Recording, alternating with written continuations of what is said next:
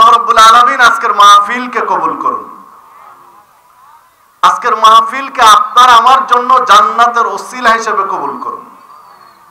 রাসূলুল্লাহ সাল্লাল্লাহু আলাইহি ওয়াসাল্লাম বলেছেন, সহিহ মুসলিমের হাদিস, মান সালাকা তারিকান ইয়ালতামিসু ফীহি ইলমান সাখালাল্লাহু লাহু বিহি তারিকান ইলাল জান্নাহ।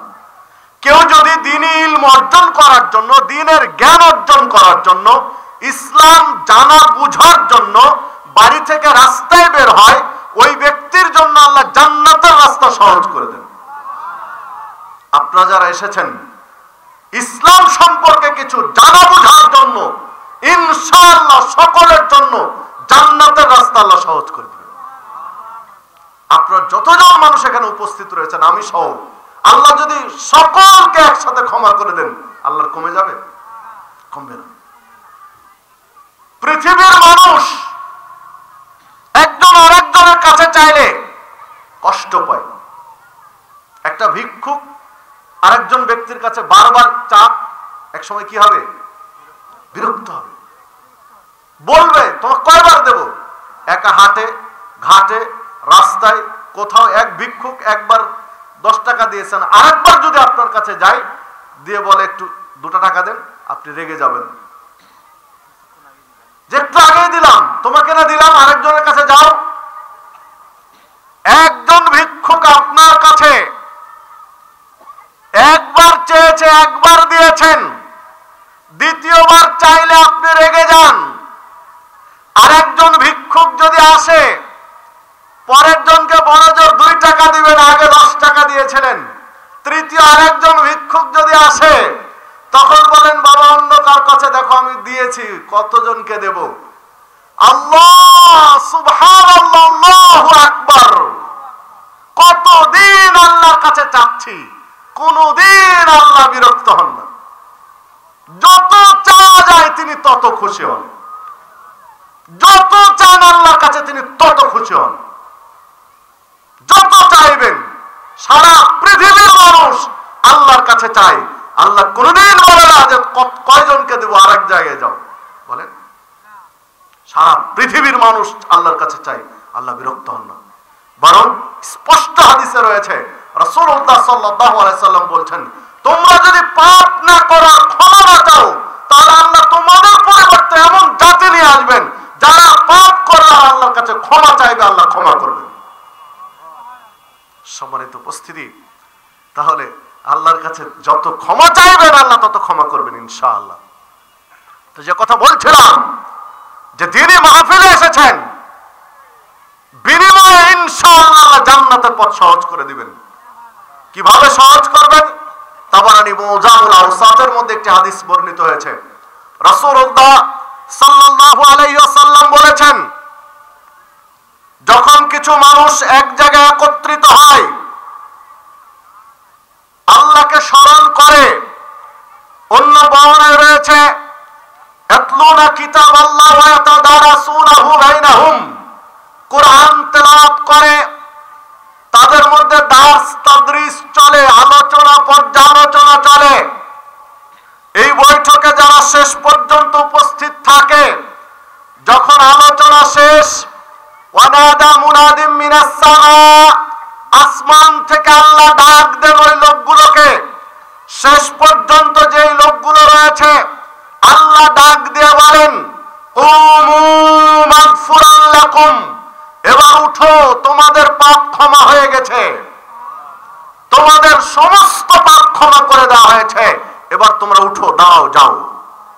দ্বিতীয় কথা বলেন, ফাকাদ বুদ্দিলাত সাইয়্যাতুকুম হাসানাত, তোমাদের সমস্ত পাপকে আল্লাহ নেকিতে পরিণত করে দিয়েছে। তোমাদের পাপ যা ছিল, তোমরা যে পাপ করেছিলে, তোমাদের পাপগুলোকে আল্লাহ নেকি দিয়ে বদল করে দিয়েছে, যাও এবার। সম্মানিত উপস্থিতি, তাহলে চিন্তা করতে পারেন, একটা মাহফিলের দ্বীনি মাহফিল, যেখানে কোরআন মাজিদ তেলাওয়াত হয়, হাদিসের দার্স হয়, এই মাহফিলের ফজিলত কত আপনি হিসাব করেছেন? আপনি সারা জীবনে এক ওয়াক্ত সালাত আদায় করেননি, একটা সিয়াম পালন করেননি, 1 টাকা দান করেননি, আপনি মাহফিলে এসেছেন, মাহফিলে এসে আলোচনা শুনে আপনার মনের মধ্যে একটা অনুশোচনা হয়েছে যে সর্বনাশ, আমি কি করেছি এতদিন। তওবা করলেন যে আল্লাহ, আমি তওবা করছি, আর জীবনে আমি অন্যায় করব না, আগামীকাল থেকে আমি খালেস মুখলেস বান্দা হয়ে গেলাম, আমি তোমার ইবাদত করব। এই মনের মধ্যে মুখ ফুটে বলেন, আর এটা অন্তরে চাইতে থাকেন। মুখ ফুটে বলেন আর না বলেন, অন্তরে এরকম জল্পনা কল্পনা আসা শুরু হলো। আশা ঈমান আনে, ওয়ামিলা আমালান সালিহান, আমলে সালেহ করে, সৎ আমল করে, আর ভুল করে না। ফাউলাইকা ইউবাদদিলুল্লাহু সাইয়্যাতিহিম হাসানাত, আল্লাহ তার সমস্ত পাপকে নেকি দিয়ে বদল করে দেন। আল্লাহ বলেছেন এ কথা, আল্লাহ রাসূল সাল্লাল্লাহু আলাইহি ওয়াসাল্লাম বলেছেন এ কথা। সম্মানিত উপস্থিতি, হতে পারে আজকে একটি মাহফিলের বদৌলতে আপনার সারা জীবনের পাপ ক্ষমা হয়ে যেতে পারে। এটা অস্বাভাবিক নয়। কি আল্লাহ ক্ষমা করতে পারেন না? বনি ইসরায়েলের একজন ব্যক্তি 99 জনকে খুন করার পরে তওবার রাস্তা খোঁজার জন্য আলেমের বাড়ির দিকে ছুটেছিল। আলেমের বাড়ি কিন্তু যেতে পারেনি, রাস্তায় মারা গিয়েছিল। আল্লাহ তার সমস্ত পাপ ক্ষমা করে দিয়েছিলেন। কতজন পাপ? 100 জনকে খুন করার পাপ। 100 জনকে খুনের পাপ একটা ভালো কাজের দিকে ছুটার কারণে আল্লাহ ক্ষমা করেছেন। তো তিনি আপনার আমার পাপ ক্ষমা করতে পারেন না? অবশ্যই পারেন। তো যাকগে, আমি অনেক বেশি কথা বলে ফেললাম ভূমিকাতেই। আমরা শেষ পর্যন্ত থাকবো তো ইনশাআল্লাহ? পারবেন তো থাকতে ইনশাআল্লাহ? এখন বাজে 11:30। কয়টা? 11:30। ঘন্টা খানিকের মধ্যে যদি শেষ করে দেই কষ্ট হবে? 12টার মধ্যে শেষ করা উচিত ছিল, কিন্তু একটু সময় নেওয়া দরকার। এজন্য দরকার, মাঝে মাঝে হতাশ হই যে একটা প্রোগ্রামে কথা বলি 1 ঘন্টা 1.5 ঘন্টা সময় পাই, কিন্তু প্রোগ্রামটাতে যাতায়াত সব মিলিয়ে 10-12 ঘন্টা সময় চলে যায়। তো 10-12 ঘন্টা একটা প্রোগ্রামের জন্য ব্যয় না করে মনে হয় এই সময় বাড়িতে কিছু লেখালেখি এগুলো করলে মনে হয় সময়টা বেশি কাজে লাগে। মাঝে মাঝে হতাশ হয়ে যায়। তো যাক, কিছু মানুষের যদি উপকার হয় এই জন্য কষ্টগুলোও করা দরকার। তো চলুন, কি বিষয় নিয়ে কথা বলতে চেয়েছি আপনাদের মাঝে মনে আছে না ভুলে গেছেন? কি বিষয়? নব্য জাহেলিয়াত এর কুপ্রভাব। তো চলুন নব্য জাহেলিয়াতের কুপ্রভাব নিয়ে কথা বলি। নব্য জাহেলিয়াত শব্দটা একটু বিশ্লেষণ করে 1 মিনিট। কি ব্যাপার, এটাতে ধরে না, এটাই ধরে, একটাই ধরে। জি না, ওনার দোষ নেই, কিন্তু এখানে এটা এই সামনে আসলে একটু কথা ধরে না, কিন্তু হয় এদিকে আর নাহলে এদিকে। জি, মাঝখানে কথা ধরে না। দেখেন মাঝখানে কোনো কথাই নাই, কিন্তু হয় এদিকে নাহলে এদিকে। যাকগে, নব্য জাহেলিয়া। প্রথমে আসি, নব্য মানে কি? নব্য মানে নতুন। নব্য মানে কি? নতুন। জাহেলিয়াত মানে মূর্খতা, অজ্ঞতা, অন্ধকারাচ্ছন্ন, মানে অন্ধকারে আচ্ছন্ন, বর্বরতা, অশিক্ষিত। এটাকে আরবিতে কি বলে? এগুলোকে জাহেলিয়াত। আরেকটু পেছনে আসি, নবী মুহাম্মদ সাল্লাল্লাহু আলাইহি ওয়াসাল্লাম ইসলামের দাওয়াত নিয়ে আসার আগে যে যুগ ছিল, এই যুগটা হলো জাহেলিয়া। জাহেলি যুগ ছিল। ইসলাম আবির্ভাব হলো, মুসলিমরা আসলো, কোরআন এবং সুন্নাহর আলো জ্বালালেন, জাহেলিয়া দূর হলো। পরবর্তীতে সাহাবায়ে কেরাম, খোলাফায়ে রাশেদিন বিদায় নিলেন। পর্যায়ক্রমে ওই জাহেলিয়াত, আগের জাহেলিয়াত, কোন যুগের জাহেলিয়াত? আগের যুগের, রাসূলুল্লাহ সাল্লাল্লাহু আলাইহি ওয়াসাল্লামের আগের যুগের জাহেলিয়াত আবার মুসলিমদের মধ্যে আসলো। জাহেলিয়াত ফিরে আসলো, যাকে আমরা বলি নব্য জাহেলিয়াত, মানে পুরনো জিনিস নতুন মোড়কে এসেছে। বুঝাতে পারলাম কিনা জানি না, মানে পুরনো জিনিস নতুন মোড়কে এসেছে, এটা হলো নব্য জাহেলিয়াত। যে নব্য জাহেলিয়াতের কুপ্রভাবে তরুণ তরুণীরা নষ্ট হচ্ছে। দেখুন, নব্য জাহেলিয়াতের তালিকা করতে গিয়ে আমরা দু একটা বিষয় নিয়ে আসি। এক, বেপর্দা, পর্দাহীনতা হলো নব্য জাহেলিয়াত। জাহেলি যুগের মানুষ, জাহেলি যুগের নারী বেপর্দায় থাকতো। জাহেলি যুগের নারী সেজে গুজে অন্য পুরুষের কাছে যেত।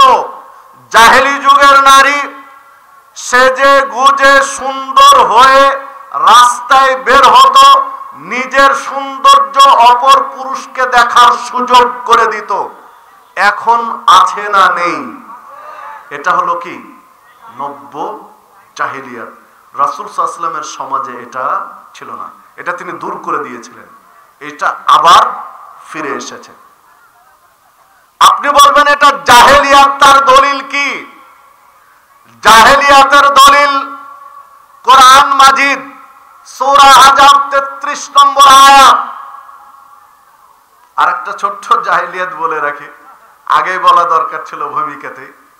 আপনারা এখানে যতজন মানুষ বসে আছেন মাহফিলে, আমি যদি ভুল না করি, আমার অনুমান মাহফিল কেন্দ্রিক যে বাজার আছে, বাজারের চেয়ে লোক বেশি আছে। আমি আসতে গিয়ে যেটা খেয়াল করেছি, আমার সাথে যারা ছিল তাদেরকে জিজ্ঞাসা করেন, আপনারা যতজন এখানে আছেন তার চেয়ে বেশি আছে বাজারে। সর্বশ্রেষ্ঠ জায়গা হলো মসজিদ, সর্বশ্রেষ্ঠ ফজিলতপূর্ণ জায়গা হলো মসজিদ। তারপরে যেখানে আল্লাহকে স্মরণ করা হয়, সবচেয়ে নিকৃষ্ট জায়গা হলো বাজার। দেখেন, শ্রেষ্ঠ জায়গায় মানুষ কম থাকে, নিকৃষ্ট জায়গায় মানুষ বেশি থাকে। বাস্তবতা আপনি খুঁজে আসেন। এই বাজারে যে ছেলেগুলো আছে, যে মেয়েগুলো আছে, যে নারী পুরুষ আছে, তারা কি অমুসলিম, ইহুদি, খ্রিস্টান, হিন্দু? চীনা? আপনার আমার ভাই, আপনার আমার সন্তান, আপনার আমার ছেলে মেয়ে, তারা কিন্তু সেখানে রয়েছে। কেন? হ্যাঁ, কারো জিলাপি খাওয়া দরকার, কারো মুড়ি খাওয়া দরকার, কারো পেঁয়াজি সিংড়া খাওয়া দরকার। ভাই, 3 ঘন্টা ধরে তুমি জিলাপি খাও, 2 ঘন্টা 3 ঘন্টা ধরে তোমার পেঁয়াজি খাওয়া লাগে? ওটা তো 2-4-5 মিনিটের কাজ। তুমি যদি মূল্যায়ন করতে পারতে, তাহলে 2 মিনিটে খেয়ে এসে বাকি সময়টা এখানে দিতে। কিন্তু তোমার তো মূল্যায়ন না, তুমি এখানে আড্ডা দিতে এসেছো। শুধু 3.5 হাত মাটির নিচে যাও, পৃথিবীতে চলে তোমার এই বাহাদুরি, পৃথিবীতে চলে তোমার এই নোংরামি, পৃথিবীতে চলে তোমার এই ল্যাংটামি, পৃথিবীর উপরে চলে, জমিনের উপরে চলে তোমার এই নষ্টামি। শুধু মাটির নিচে চলো, 3.5 হাত মাটির নিচে। সেই দিন বুঝতে পারবে যে সামিয়ানার নিচে যে লোকগুলো বসে আছে, এই লোকগুলোর ফজিলত কি, আর তোমার এই নোংরামি, তোমার এই বাজারে টোটো করে ঘোরার ফজিলত কি। এটা শুধু মাটির নিচে যেতে হবে, এটা মাটির উপরে বোঝা যাবে না। যেতে হবে কোথায়? মাটির নিচে। তখন বোঝা যাবে যে মাহফিল বাদ দিয়ে, কোরআন এবং সুন্নাহর আলোচনা বাদ দিয়ে, এই জিলাপি খাওয়া, বাজারে ঘোরা কত প্রকার, কাকে বলে আর কি কি, সেই দিন বোঝা যাবে। আল্লাহ আমাদেরকে হেদায়েত করুন।